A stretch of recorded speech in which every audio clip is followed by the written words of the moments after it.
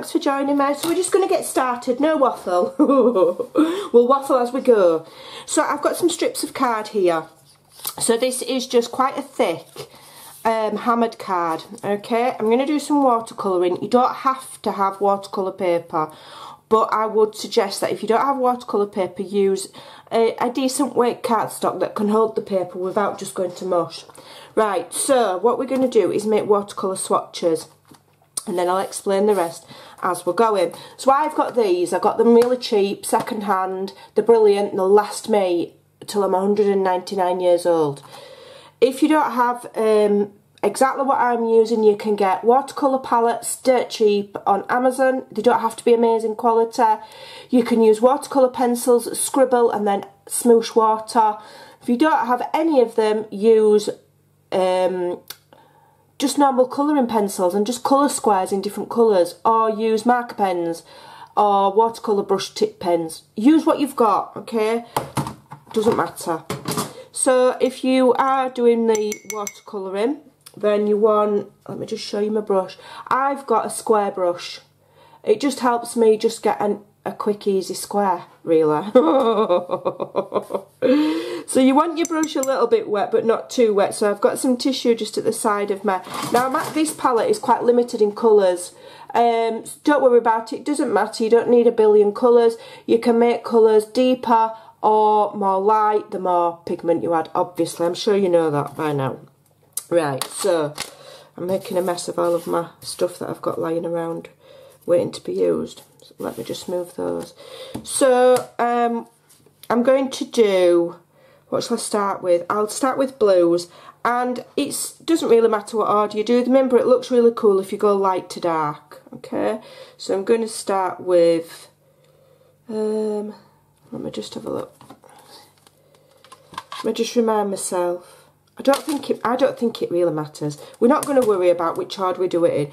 I'm just going to stay in colour families. So blues, purples, greens, you know, that kind of thing. So all you need to do is put some on your brush and then just, there you go.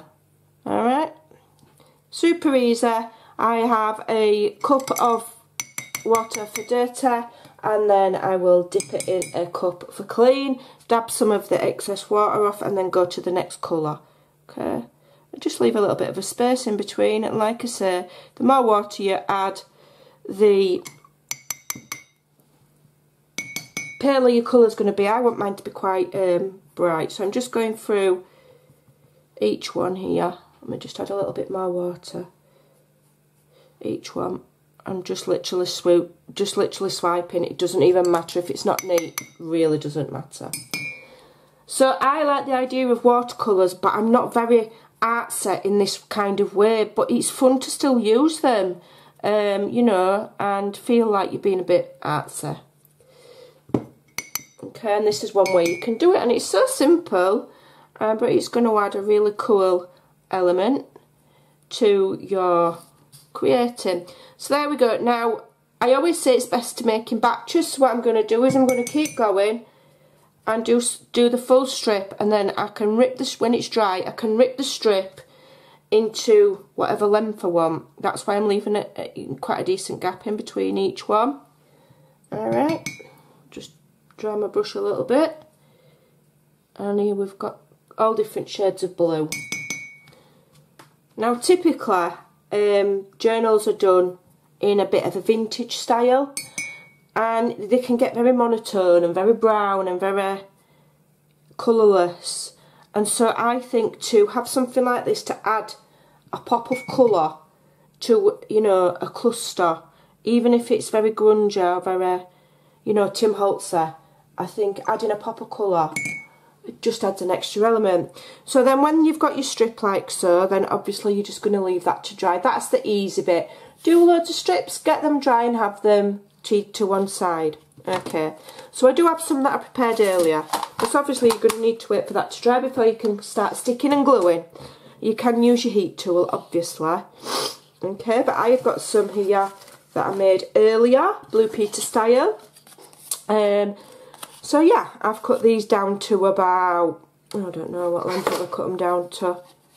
About 4 inches. You don't want them too big, but I mean, you can do what you want. You could have that on edge of a page. I'm just going to, oops, I'm just splattering that everywhere. Just going to leave that to one side whilst we start and make our clusters. So now, all you're doing really is collaging. So the easiest way to start a collage is to start in threes. So if you look here, you've got your paper layer at the back, you've got your watercolour, and then you've got a focal, you know, scrap or piece of ephemera. Okay, so you start with those three, and they're nice when they're layered like this one. The one behind just dropped a little bit lower, and then that one overlapping them both. Okay, and then from there you can build. So what colour am I going to have? I quite fancy having a bit of blue and purple, to be honest. So I'm going to have this one. Now, I don't want it to look all perfect where I've cut it with the trimmer, so I'm just going to rip it top and bottom. And then I'm going to distress it with my scissors. I don't use distressing tools, I just use my scissors. Okay. So then we're going to get a piece, so if you make one and then follow how you've done it and do them all the same but just a little bit of difference each time, a different piece of ephemera, a different word, maybe slightly different colours, but find your way of doing collage and stick to it. And the easiest way is in sets of 3 or sets of 5, odds, okay? Do everything in odds. Right, so this piece of coffee dyed paper, we're going to have it so that the watercolour paper peeks over the top, and this is like that, so it's staggered. So I'm just going to rip that, okay? So I'm having it like that. Alright, so that's, let's get it down and get it sorted. So I've got a collection of things around me. I've got some die cut greenery, all just the same colour, just use some green cardstock. If you don't have coloured cardstock, cut them in white and colour them with your inks or your distress inks or your crayons, anything. There's always ways of doing everything. If you don't have the colour you want, make the colour you want. Right, so that's the first part. So in the next part, I want a piece of ephemera. So I'm going to have on this one, I might have one of my, is that a bit big? I think that's maybe a little bit big. So I'm going to have a bus ticket. It's got like a lilac-y tone. I am going to just ink that. Okay, so there's my bus ticket. And it's nice to have things sort of, so they're not always necessarily straight. I've glued the wrong side. Hold on. I'll just wipe it off and start again. So they're not necessarily straight. I like to put things what I call on the wonk, which means just slightly slanted, if you don't understand Yorkshire twang. Okay, so then that's our 3. That's our set of 3. So that's a really easy way to do a cluster with just 3 and then just put a word there. But you build from there. So what I've got is, I've got my pieces of greenery here. I've got my selection of butterflies. I've got some little tickets that I've cut, and I've got some words somewhere. Here we go, we've got some words. So now from here we start a layer. Okay. And then I do my top layering in sets of 2 because I like things to be symmetrical. Oh dear. Right, so I'm just going to go with the same layout. Alright. So, oops, these are quite delicate, these. This is one of the Tim Holtz ones. Quite delicate. But just put dots on, glue on, and it'll be fine. Okay. And we're going to have it so it's just hanging off ever so slightly. So we want it lower down. I want to be able to see that number 3. But it can hang off ever so slightly. It adds interest. Okay. I hope you can see. If I zoom in now, it'll mess up my focus on my camera. Okay, so I'm going to put a little one up there as well. Which one did I use? Excuse me. I think I used this one and cut it down, yeah. So I'm going to just use this one and cut it down a little bit. You'd be surprised what you can make and how you can make clusters look amazing with just a few die cuts. If you're a paper crafter, don't tell me you haven't got any die cuts. Use what you've got. You don't have to have what I've got. And at the end of the day, if you don't have any dies or anything, you can fussy cut from magazines and use the same principle. Okay, you don't have to have anything fancy. So my focus on mine is my butterflies, because I've made loads of them, so I'm using them. Now I've got a ticket here, so I'm just going to copy the principle, little ticket on the bottom. Okay, and then we'll go in, want my words going that way, do I? Yeah, I love my words going that way. So what we're doing is we're building up layers of things going in different directions as well. So that's gone that way. Everything doesn't have to be in a straight line. Okay, so that's that, and now I can just put my butterflies on.